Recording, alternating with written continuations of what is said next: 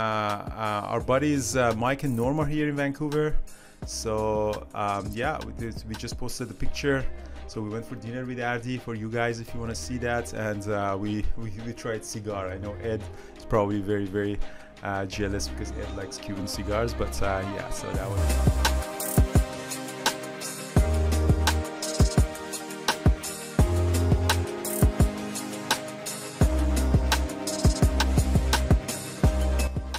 Alright guys, good morning everybody. Happy interest rate day hike. So today, last night, Chinese government announced that they're going to support the financial market. They're not out of ammunition for boost the economy, and they're going to support the foreign listing shares of Chinese companies, which was really good news for Chinese companies because they were really in trouble with the Chinese government and authorities. So what happened? The Chinese sector bounced back, like the Hong Kong index for tech sectors, which tracks mostly the Chinese company, was up 20% in Asia. So in the US, Baba gapped up 20% and JD gapped up 20%. Pretty much all the Chinese sector really gapped up. I had the Baba on my watch and JD, obviously, because we traded them on the last couple of days really nicely. So I kind of, I was really long bias on Baba, specifically because that it was holding the VWAP just above the VWAP, gapping up, was perfect opening range break up. But for 2 minutes, the volume wasn't there. So again, this is the auction market theory that Thor teaches. We had a webinar last night. I highly recommend you guys go watch. So for 2 minutes, there was no auction. And then in the minute number 3, the volume popped, came in, and this heavy sell-off. And we were kind of expecting when the gaps up are so significant, you might get some choppy action, or you might even get a sell-off because most of the move for traders and investors has already happened in the pre-market. So the heavy sell-off came in minute number 3, and I saw it in the middle of the way. I was going to go short, but I saw that it's just ticking down, so I went long at 90. Not a very heavy size, couple of thousand shares, then actually, and get all the way down to 87. And that was a really solid move, which turned out to be the profit of $6,700 for me. And yeah, so that turned out to be $6,800 solid profit for me. And that was it. I really had no desire to trade anymore because I think it was solid enough for me to just do not mess around with anything. And after that, I know a couple of people, took a really nice reversal through the Baba. Brian called it for the break of high of the day through the ABCD pattern. So many great opportunities. Went up all the way up to 94. JD, same thing. I never touched it, but Janie, I know, a couple of traders had really nice, this solid move on JD as well in our community. But overall, that was it. NIO was another Chinese company that, got the volume. NIO, as you see, the first minute didn't have any volume. This minute number 2, the volume came in 5 million shares. I went long, but it was really choppy. And I went on only a couple of thousand shares, and I was hoping to get the break of 18, but I didn't like the choppiness. Do you see the size of this candlestick, these wicks up and down? And I said, you know what, I'm not in there, and I'm gonna get out of it. So I got out of it, and actually I made $28, which is a lunch money. That's not bad. But I'm glad that I managed my risk, because after that it really sold off. Now it's bouncing back, but you never know. You don't want to hold 5,000 shares of NIO at $18 and then go down to 16. That's a $10,000 loss.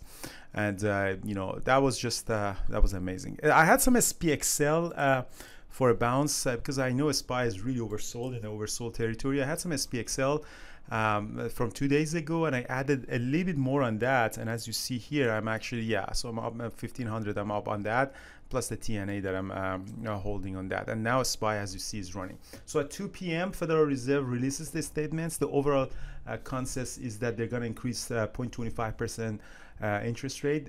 Before the Ukraine war and the market volatility, there were huge talks of 0.5% interest, which is, but it's very unlikely that they're going to do 0.5% specifically with this market volatility. But the pace that they're increasing the interest rate, it's going to be the fastest pace in the 40 years. So because they have to deal with the inflation, and there's a lot of pressure on them on the inflation.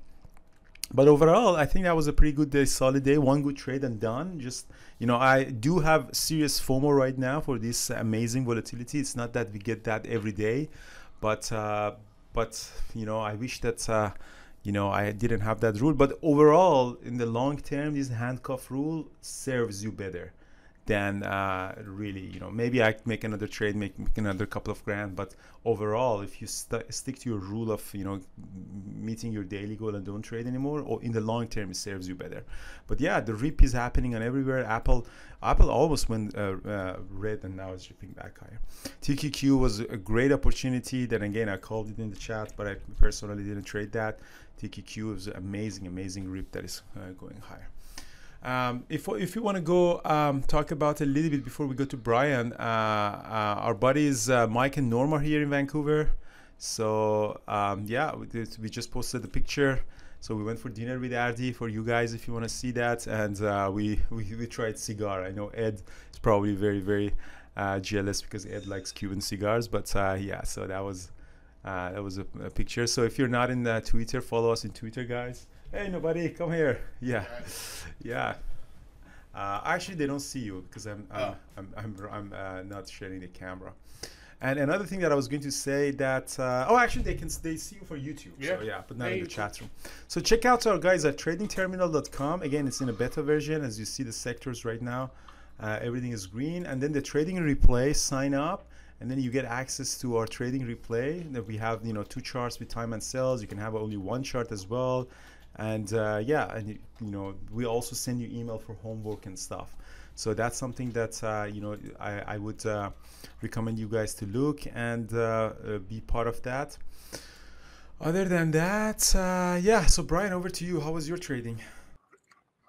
No, it was good. You know, you were trading Baba, I was trading JD, and you know, similar trade. We had that nice sell-off at the open, and yeah, and then things kind of turned around. They reversed after we had that initial set of profit taking, and then yeah, liked Baba through the VWAP. Missed a few VWAP trades today, so I've got some serious Romo on some of these trades that I missed out on. But anyway, yeah, it was a good day. Yeah, it was amazing. And JD actually did the 920 trade. That's exactly that someone called that. And you know, I don't know who called it in the chat room. Someone did mention JD for a 920, as you see here. You know, it really just bounced back from the 20 trade. So as you see, from 57 to 60, that's a really nice. Yeah, so that's it. Yeah, so the stock trading simulator is a replay, so you can replay your trades any day that you want. It's not a real-time simulator, because if you want to get the real-time data, you got to pay. That you can't have the real-time data for free, but that's more like a practice replay. And yeah, so that's pretty it for me, guys. Again, be careful of the volatility at 2 p.m. and you know, make sure that you know, you can become a full-time trader, consistent, without trading that volatility at 2 p.m. You know, we're showing this to you every single day, that you don't need to really get that crazy volatility right at the 2 p.m. But I would be surprised if we get crazy volatility, because pretty much everyone knows what's going to happen. But anyways, have a good day, guys. And if you have any question, leave a comment, like, subscribe, please. And if not, just email me, Andrew@bearabletraders.com. Talk to you soon, guys.